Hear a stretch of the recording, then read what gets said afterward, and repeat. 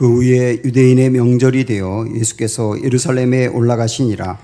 예루살렘에 있는 양문 곁에 히브리 말로 베데스다라 하는 못이 있는데 거기 행각 5이 있고 그 안에 많은 병자, 맹인, 다리 저는 사람, 혈기 마른 사람들이 누워 물의 움직임을 기다리니 이는 천사가 가끔 못에 내려와 물을 움직이게 하는데 움직인 후에 먼저 들어가는 자는 어떤 병에 걸렸든지 낫게 되밀어라. 거기 38에 된 병자가 있더라. 예수께서 그 누운 것을 보시고 병이 벌써 오래된 줄 아시고 이르시되 내가 낫고자 하느냐. 병자가 대답하되 주여 물이 움직일 때에 나를 못에 넣어주는 사람이 없어 내가 가는 동안에 다른 사람이 먼저 내려가나이다. 예수께서 이르시되 일어나 내 자리를 들고 걸어가라 하시니 같이 읽습니다. 그 사람이 곧 자리를 나아서 자리를 들고 걸어가니라. 아멘. 요한복음에는 7개의 표적이 나와 있습니다. 그 중에서 3번째 오늘 우리가 보려고 하는데요. 38년 된 병자가 치유가 되는 그런 표적입니다. 먼저 우리 1절 한번 보시면 그 후에 유대인의 명절이 되어 예수께서 예루살렘에 올라가시니라. 유대인의 명절은 6월절로 보여집니다. 6월절이 되면 보통 일주일 정도 그 축제가 계속되는데요. 그때 유대인의 모든 남자들은 다 예루살렘으로 오게 되어 있고 예수님도 예루살렘으로 가셨습니다. 거기에 2절 보시면 예루살렘에 있는 양문 곁에 히브리 말로 베데스다라 하는 못이 있는데 거기 행각 5이 있고 그랬습니다. 여기에 양문이라고 나와 있거든요. 이 양문은 원래 예루살렘의 그 성을 통과해 갈 때 몇 개의 문이 있어요. 우리나라도 뭐 동대문, 서대문, 남대문 이런 문이 옛날에 있었던 것처럼 몇 개의 문이 있는데 그 중에 양문이라고 있습니다. 이 양문은 한마디로 말씀드리면 양들이 들어가는 문입니다. 양들이 어디로 들어가느냐? 들어가서 성전으로 가게 되고 거기서 죄인들을 대신해서 제물로 죽을 겁니다. 그 양들이 들어가는 곳을 양문이라고 하고요. 그 양문 곁에 베데스다라고 하는 연못이 있습니다. 저도 예루살렘에 가서 거길 봤는데 지금까지 있거든요. 거기 연못이 뭐 그렇게 크진 않고 근데 조금 깊어요. 그 베데스다라고 하는 곳이 있는데 이 베데스다라고 하는 말은 벳하고 헤세드라고 하는 말이 합쳐진 거거든요. 벳이 들어가면 원래 집이라는 뜻이에요. 베델 그러면 하나님의 집, 베들레헴 그러면 떡집, 여기에 베데스다 그러면 헤세드의 집이거든요. 헤세드가 은혜이기 때문에 은혜의 집이라고 하는 뜻입니다. 이 은혜의 집 베데스다 연못에 우리 예수님이 가신 겁니다. 자, 그런데 거기 베데스다에 가봤더니 굉장히 많은 환자들이 모여 있어요. 그래서 3절 4절 보시면 그 안에 많은 병자, 맹인, 다리 저는 사람, 혈기 마른 사람들이 누워 물의 움직임을 기다리니 이는 천사가 가끔 못에 내려와 물을 움직이게 하는데 움직인 후에 먼저 들어가는 자는 어떤 병에 걸렸든지 낫게 되밀어라. 거기에 가끔 천사가 내려와서 그 연못을 뭐 날개로 치는지 어떻게 하는지 모르겠습니다만은 그러면 연못이 막 이렇게 요동한다는 거예요. 그때 제일 먼저 들어가는 환자는 그 병이 어떤 것이든 낫는다 라고 하는 이야기가 전해 내려오고 있는 겁니다. 그래서 병에 걸린 사람들이 낫고 싶어서 그 연못 주변에 기다리고 있는 것이죠. 물이 동하는 시간을. 자, 이들을 보면서 여기에 특별히 많은 환자, 병자들이 있다 그러면서 소개한 사람들이 누구냐면 맹인, 다리 저는 사람, 혈기 마른 사람이 소개가 되고 있습니다. 이들의 특징은 뭐냐면 그 연못에 물이 설령 움직이더라도 제일 먼저 들어갈 수 없는 사람이라는 거예요. 그렇죠? 앞을 보지 못하는 사람들은 보지 못하니까 제일 먼저 들어가지 못하고 그 다음에 다리가 불편한 사람들은 아무래도 민첩하기 어려우니까 다른 사람이 먼저 들어갈 거 아닙니까? 그리고 혈기 마른 사람은 중풍병을 말하는 거거든요. 중풍병에 걸린 사람들은 또 말할 것도 없고요. 그래서 여기에 소개되고 있는 이 사람들은 물에 들어가야 낫겠다고 생각해서 그 연못 주변에 있지만 절대로 나을 수가 없는 거예요. 그렇지 않습니까? 나을 길이 없지 않습니까? 다른 사람이 먼저 들어가잖아요. 여기 보면 뭐 사지가 멀쩡한데 두통이 너무 심한 사람이 있을 수 있고, 뭐 저처럼 이 비염이 있는 사람도 있을 수 있고요. 뭐 무좀이 너무 심한 사람도 있을 수 있잖아요. 그런 사람들이 먼저 들어갈 거 아닙니까? 그런 사람들도 나아야 되니까요. 그래서 기대하고 이곳에 있지만 한마디로 말씀드리면 길이 아닌 데서 길을 찾고 있다. 방법이 아닌데 방법을 찾고 있다. 이렇게 볼 수 있는 사람들입니다. 이곳에 자기 스스로의 힘으로 도저히 치료받을 수 없는 가장 대표적인 사람이 있어요. 그 사람이 5절 보니까 거기 38에 된 병자가 있더라. 38년 동안 병을 앓고 있는 사람이 거기 있단 말입니다. 근데 6절에 보면 이 사람이 누워있다 그랬습니다. 누워있다. 누워있는 상태입니다. 이 사람이 나중에도 또 보겠습니다마는 예수님에게 내가 이곳에 들어가고 싶어도 내 스스로 들어갈 수 없는데 누군가가 나를 들어서 이 물에 집어넣어주면 내가 낫겠는데 그렇게 나를 넣어줄 사람도 없습니다. 그러는 겁니다. 자, 우리 정리해 볼까요? 이 38년 된 환자는 어떤 사람이냐면 병이 오래된 사람입니다. 누워있는 사람입니다. 도와주는 사람도 아무도 없습니다. 그래서 이 사람이 나을 수 있는 가능성은 제로입니다. 그런데도 여기서 낫겠다고 기다리고 있는 거예요. 길도 방법도 없는데 말이죠. 결국 다시 한번 말씀드리지만 여기에 지금 38년 된 병자를 포함해서 여기에 있는 여러 환자들은 길이 아닌 데서 길을 찾고 있다. 방법이 아닌데 방법을 찾고 있다. 그런 사람들이다라고 하는 것을 기억하세요. 또 하나, 사실 천사가 내려와서 물을 움직이게 한다 그랬는데 이런 일이 실제 있었는지 없었는지 모르겠어요. 아마도 뭐 이전에 그 물이 막 심하게 움직이는 때가 있었는데 그때 들어갔던 환자가 나았던 것 같아요. 그 다음부터 이야기가 전해져서 또 거기에 또 이야기가 붙어서 천사가 내려와서 거기를 움직일 땐 들어가면 낫는다. 뭐 이런 얘기가 지금 있는 것이죠. 한마디로 말씀드리면 지금 이 사람들은 실제 있지도 않은 신화를 찾고 있는 겁니다. 불가능한 이야기인데 신화를 찾고 있단 말이에요. 베데스다라고 하는 곳이 아까 앞에서 본 것처럼 은혜의 집이라고 했는데 이 은혜의 집에서 이 사람들은 구원을 받기 위해서 스스로 애쓰고 노력하지만 그러나 구원의 길도 아니고 방법도 아닌 신화를 찾고 있다. 이렇게 우리가 정리를 해봅니다. 사실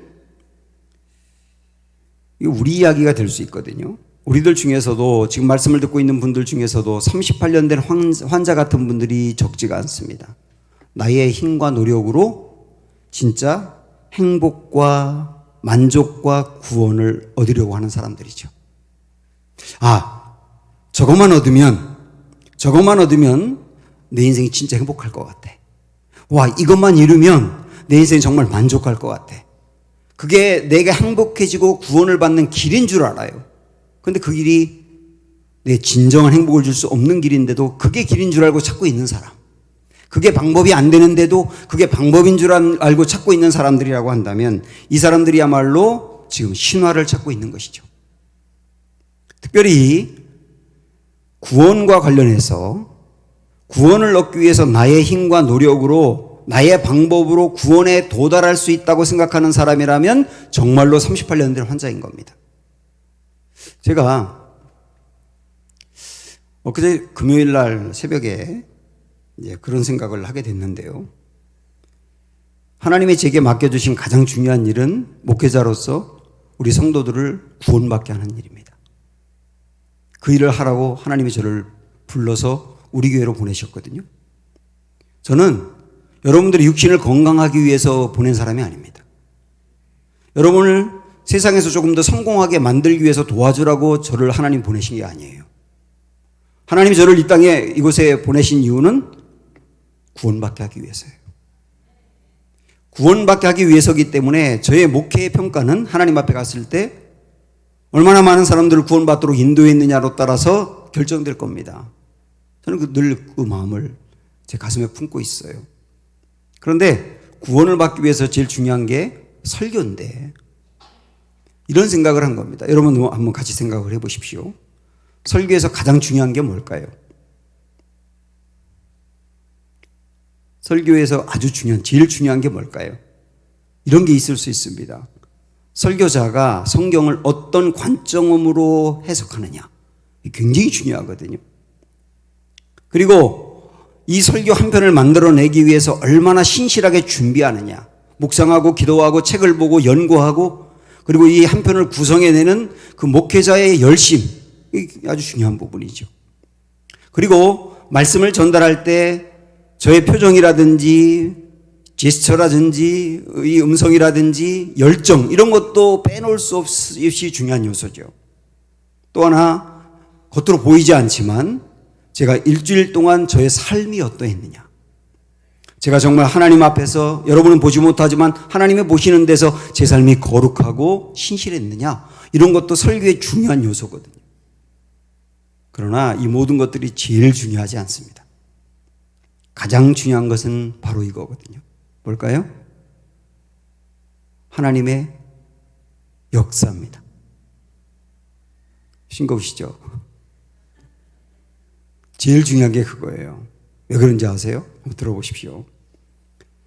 로마서 1장 16절에 보면, 내가 복음을 부끄러워하지 아니하노니 이 복음은 모든 믿는 자에게 구원을 주시는 하나님의 능력이 됨이라 그랬습니다. 한마디로 말씀드리면 한 사람이 구원을 받기 위해서는 하나님의 능력이 필요하다는 거예요.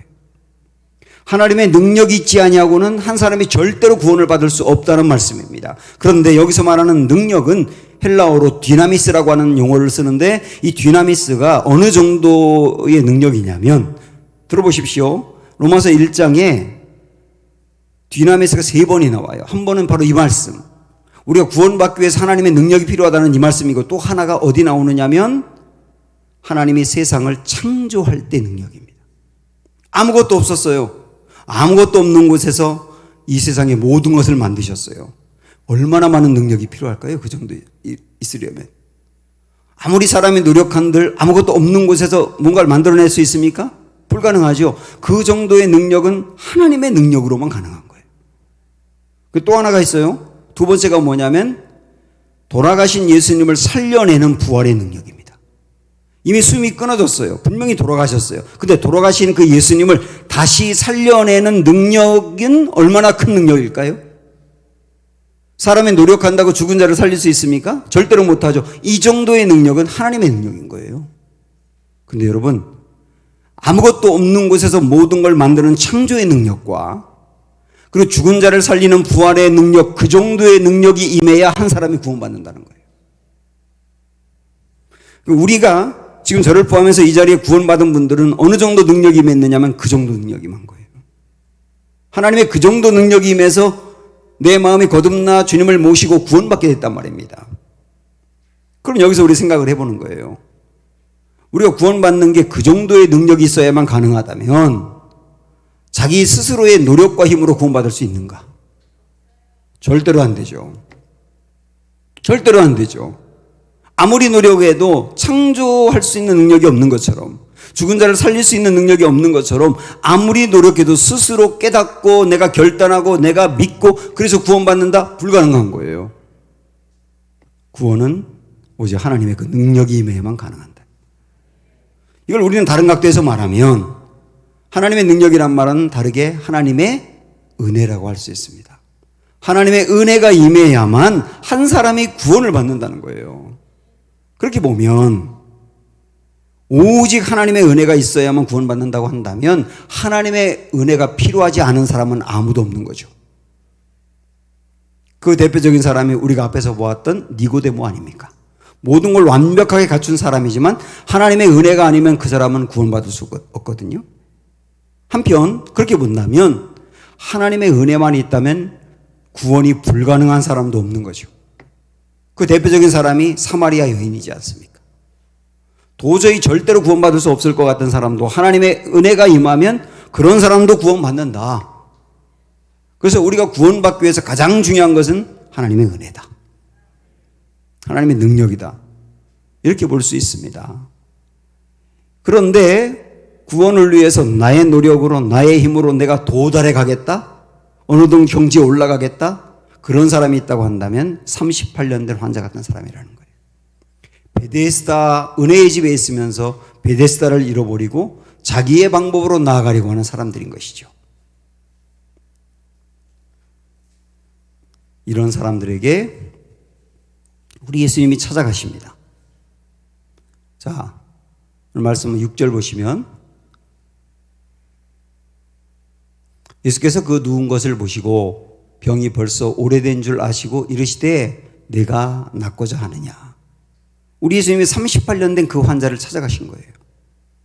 예수님은 6월절 절기를 맞이해서 성전에 먼저 가지 않았습니다. 사람들이 아주 많고 화려한 예배가 있는 성전을 찾은 것이 아니라 가장 그늘지고 밑바닥 인생인들이 있는 베데스다로 가신 거예요. 거기에서 뭔가 지푸라기라도 잡는 심정으로 거기서 기다리고 있는 그 사람들, 안타까운 사람들이죠. 기대했던 것이 실망으로 바뀌고 기대가 실망으로 바뀌면서 실망이 누적되어서 마음이 무너져 있는 이들에게 주님이 가신 것이죠. 이 사람들에게 찾아가서 38년 된 병자에게 내가 낫고자 하느냐 이렇게 물어봤거든요. 그러면 당연히 그럼요 저 낫고 싶어요 라고 말할 것 같은데 그 사람은 7절에 보니까 이렇게 말하네요. 병자가 대답하여 하되 주여 물이 움직일 때에 나를 못에 넣어주는 사람이 없어 내가 가는 동안에 다른 사람이 먼저 내려가나이다. 이 사람은 원망을 토해내는 거예요. 나 낫고 싶은데요 스스로 이 물에 들어가지 못하는데 나를 이 물에 넣어줄 사람이 없어요. 그래서 내가 낫지 못해요. 그리고 이렇게 38년 동안 와 있는 거예요. 아마도 김병의 효자 없다는 이야기처럼 이 사람을 돌보던 가족들도 점점점 포기한 것 같습니다. 주위의 친구들도 마찬가지고요. 그래서 이 사람은 육신의 병도 있지만 마음의 상처와 아픔을 끌어안고 사는 사람이고 아주 외로운 사람이에요. 이 사람에게 주님이 찾아가신 거예요. 6절 말씀을 다시 보니까 예수께서 그 누운 것을 보시고 병이 벌써 오래된 줄 아시고 라고 나옵니다. 보시고 아시고. 이 사람이 지금 누워있는 상태로 얼마나 힘든지 주님은 보셨고 이 사람이 얼마나 오랜 기간 동안 이 질병에 시달리고 있는지 아시고. 참 이게 은혜 아닙니까? 우리 주님이 우리의 그 아픔을 보시고 얼마나 오랫동안 이것을 끌어안고 살고 있는지 아신단 말입니다. 누군가가 내 아픔을 알아준다고만 해도 용기가 생기지 않습니까? 주님이 찾아오신 거예요.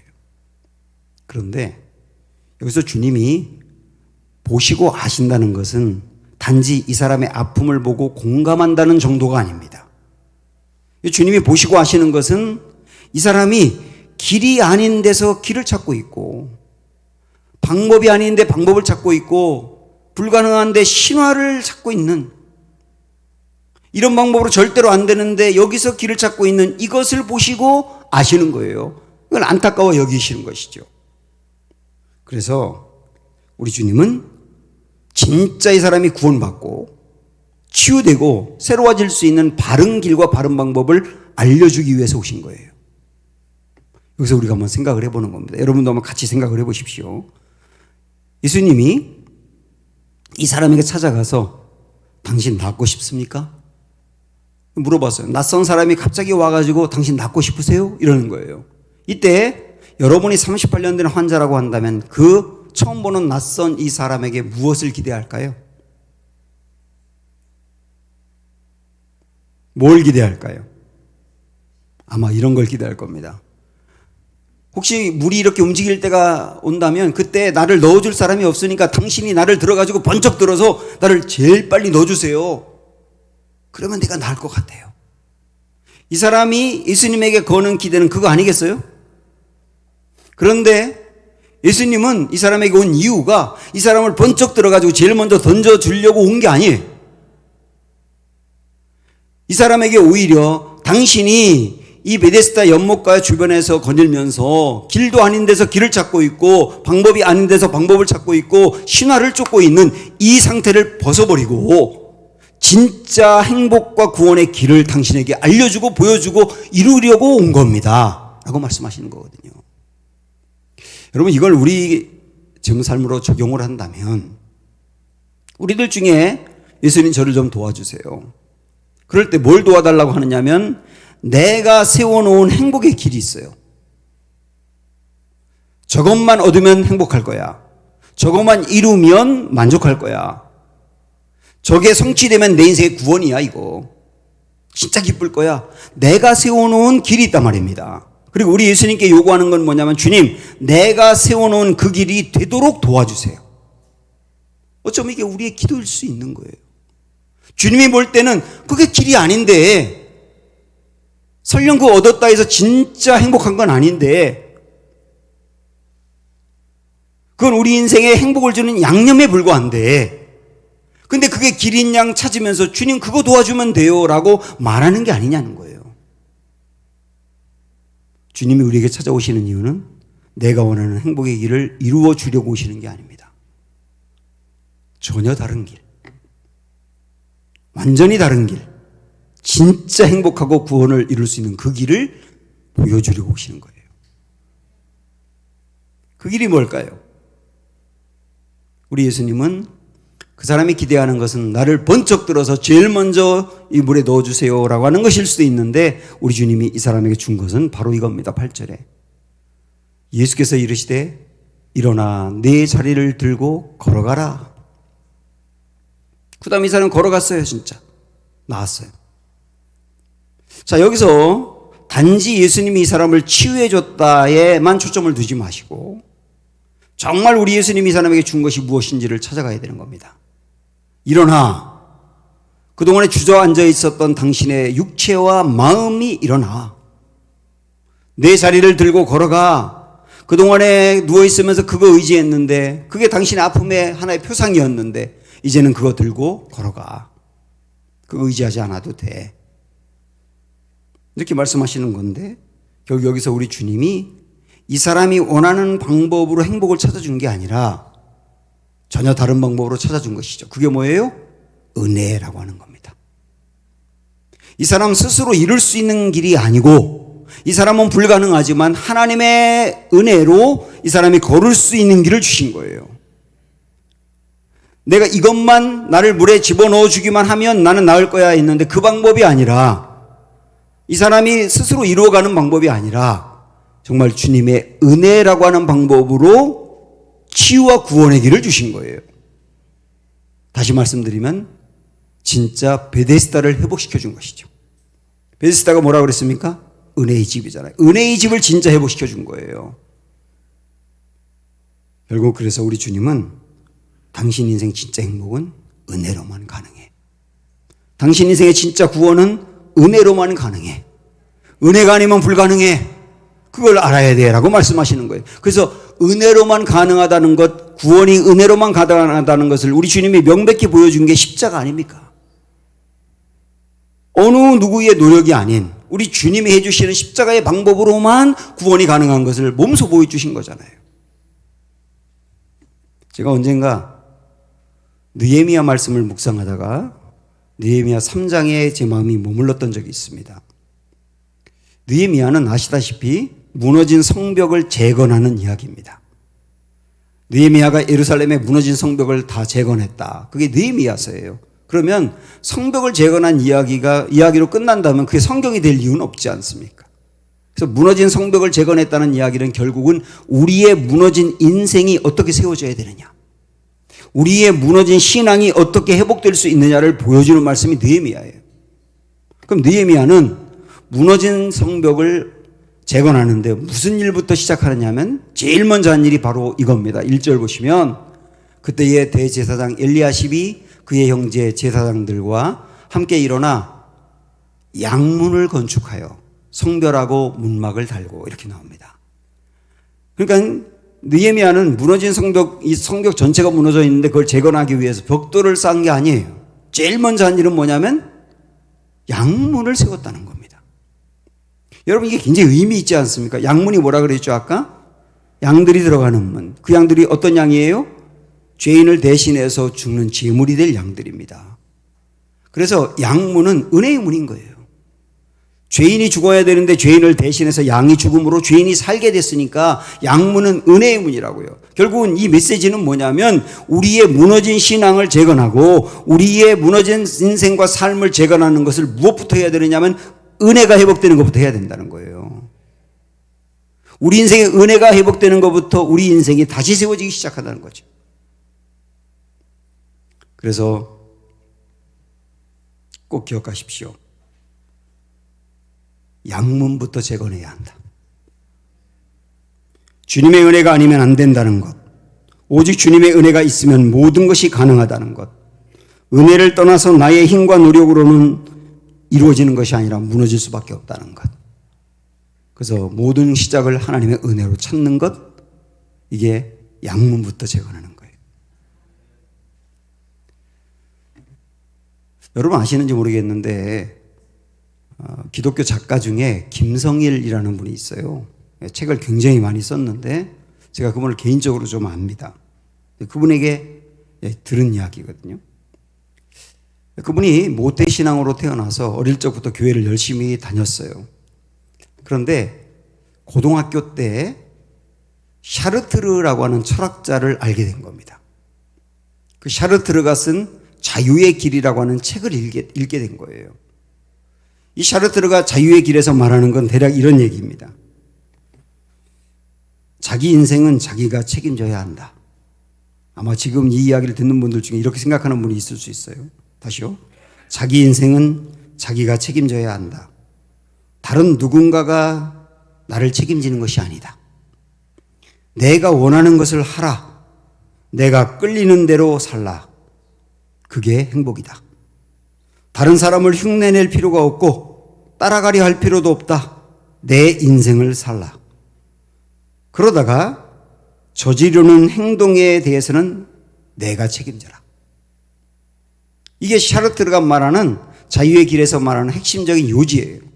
한마디로 말씀드리면 내 인생 살아. 내 거니까 내 마음대로 살아. 다만 책임은 네가 져. 멋있지 않습니까? 이 샤르트르의 이야기를 듣고 수많은 젊은이들이 열광했어요. 그중에 김성일 씨도 고등학교 때 이 책을 읽고 거기에 푹 빠져버립니다. 그리고 나서 기독교를 보니까 교인들은 기도를 하거든요. 노력을 하지 기도를 한단 말이에요. 자기가 노력해서 해결해 가야지 하나님께 도움을 달라고 요청하고 하나님께 책임을 져달라고 하는 거예요. 이걸 생각을 하니까 기독교인들이 아주 어리석고 그리고 수준이 낮고 무능해 보이는 겁니다. 그래서 교회를 떠납니다. 교회를 떠난 다음에 그 다음은 내 인생은 내가 책임지고 살아야 돼. 그렇게 책임지기 위해서 정말 열심히 공부해가지고 서울대학교를 들어가요. 서울대학교에서도 정말 열심히 공부하고 노력해서 졸업하자마자 그때 우리나라 3대 대기업 중에 하나였던 대우에 들어갑니다. 대우에서도 정말 열심히 일을 해가지고 30대 후반의 그 젊은 나이에 이사가 됩니다. 정말 승승장구했어요. 거침없이 승진했거든요. 그런데 바로 그때쯤에 아내가 위암에 걸린 것을 알게 됩니다. 암 말기 환자가 된 거예요. 병원에서 고칠 수 없다고 하는 사형 선고를 받게 됩니다. 그때 생각하는 겁니다. 내 아내가 암에 걸린 이유가 나 때문이야. 내가 아내에게 계속 독서를 가했고 그리고 술 매일 먹고 들어오고 외박도 자주 하고 스트레스를 지속적으로 주어가지고 나 때문에 내 아내가 암에 걸려 죽게 되는 거야. 이 생각을 하면서 자책을 하고 괴로워하고 아파합니다. 그런데 여기서 말이죠. 나 때문에 내 아내가 죽어가고 있는데 내가 아내를 책임질 수 있는 길이 없는 거예요. 그때 샤르트르 생각이 납니다. 샤르트르는 내 인생 네가 살아. 원하는 대로 살아. 다만 책임도 네가 져 그랬는데 샤르트르가 말하지 않은 것은 뭐가 있느냐면 내 인생을 내가 살았고 내가 책임져야 되는데 책임질 수 없을 땐 어떻게 해야 되는지가 없는 거예요. 샤르트르에게. 그때 예수님이 이 사람 인생으로 찾아오세요. 교회를 보는 순간 교회를 가고 싶은 마음이 생겨요. 그건 예수님이 이 사람 인생에 찾아온 얘기 아닙니까? 교회 가서 예배를 드립니다. 새벽에 또 나가서 기도합니다. 어느 날 새벽에 이런 음성이 이분에게 들립니다. 네가 나를 수십 년 동안 버렸지만 나는 너를 버리지 않았다. 이제 너 자신이 아니라 나를 책임자로 받아들여라. 그리고 그러기로 결단하고 새벽마다 나가서 기도합니다. 어느 날 기도하는데 우리가 오늘 읽었던 이 말씀, 일어나 내 자리를 들고 걸어가라. 이 말씀을 들을 때 내 아내가 나았다라고 하는 확신이 들어요. 제가 수년 전에 그분의 집을 찾아간 적이 있거든요. 초대받아서. 근데 그분의 부인 되는 권사님이 식사를 맛있게 준비해서 대접해 주더라고요. 아주 건강하게 살아있는 모습을 보았습니다.